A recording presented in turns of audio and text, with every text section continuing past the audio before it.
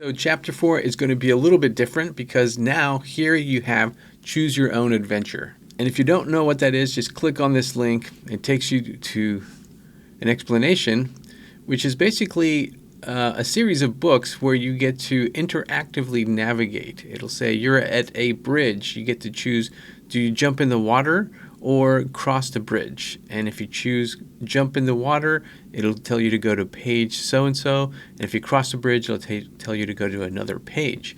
And that's precisely what we're doing here. So it says right here, so what do? You're at this fork in the road.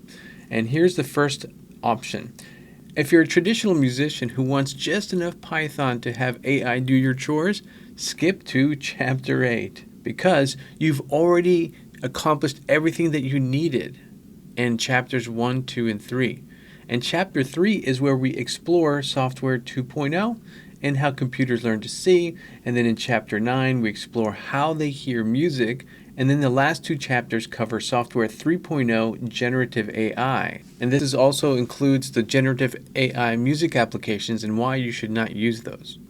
And then option number 2, if you want to go above and beyond and learn more Python and music like harmonic ratios, probabilistic music, compositional approaches, and music analysis, then in that case, continue with chapter 4. These are reading chapters, meaning I'm not going to walk through, but you have everything that you need because we covered that here. And that's the method in chapter 3.6. And that's where you use Gemini if you get stuck for any code cell that you can't understand just yet. All right, so what does this really mean? So the main skills that you need. So A is being able to read code, read and understand. That's probably the most important part. What the code does before you run it or before you execute that code cell. Plus, you can use AI to help you. The second goal or second skill that you need from this book is being able to understand the difference between, differences between software 1.0, 2.0, and 3.0. And in the next book, we're going to get into prompt engineering, but that's just really how to talk to these models. And it's programming in plain language, meaning you're going to improve the quality of your prompts because of your understanding of software 1.0, 2.0, and 3.0. But here is the most important part. Skill C is vibe coding. So what does this mean? So not only are you going to use, let me add here, prompt engineering, you're going to create AI tools from scratch. And so what that means is that you're going to understand enough code to talk to the AI so that you can build your applications. So AI does the chores and you make the music 100% yourself. And we do not use generative AI tools like Suno.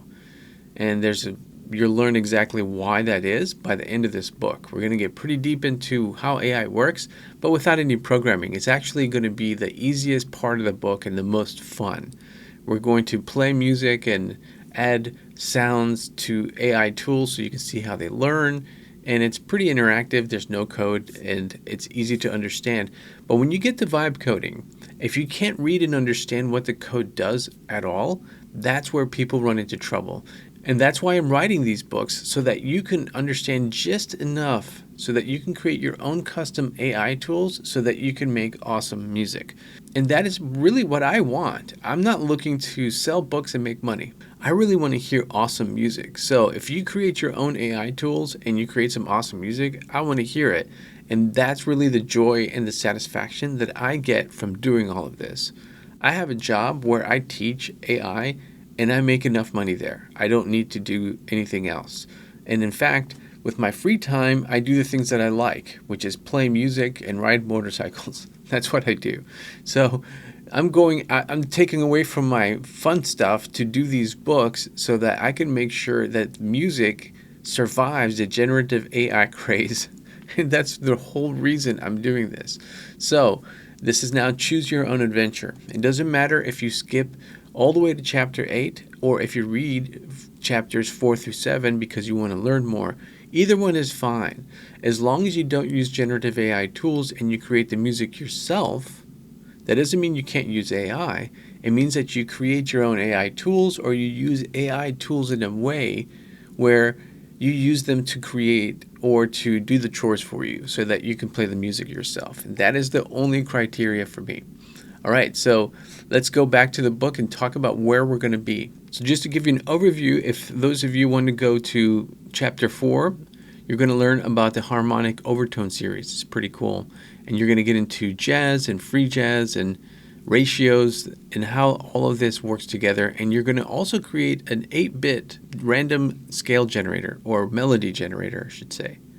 And then here you're going to get into musical mathematics, which includes probability, and we're going to explore some compositional tools. And the same here, we're going to look at randomness, different compositional approaches, and then chapter 7 is music analysis, so data science for music. It's more like data analytics for music, but that's what you're going to learn here. Visualizing pitch and tempo, correlation between features, statistical patterns in jazz, and a lot more. And those of you getting into deep learning or software 2.0, this is where we start. And it's a lot of fun, and there's no code here. You're going to learn how AI sees. But first we need to explore that without music. And we're going to use a pretty cool tool called Teachable Machine. As you can see, it classifies metal and not metal. So we can talk about this when we get there. And then we're going to apply this to music in chapter 9. And we're going to learn how computers hear. They hear by looking at images, which might seem a little weird. And then generative AI here. This is where we learn about how chatbots work and tokens. And then we're going to talk about Gemini 3.0. This is really a very powerful application. No code again. You can just use this, and we're going to really make use of this in the next book in prompt engineering. All right, so I will see you in chapter 8.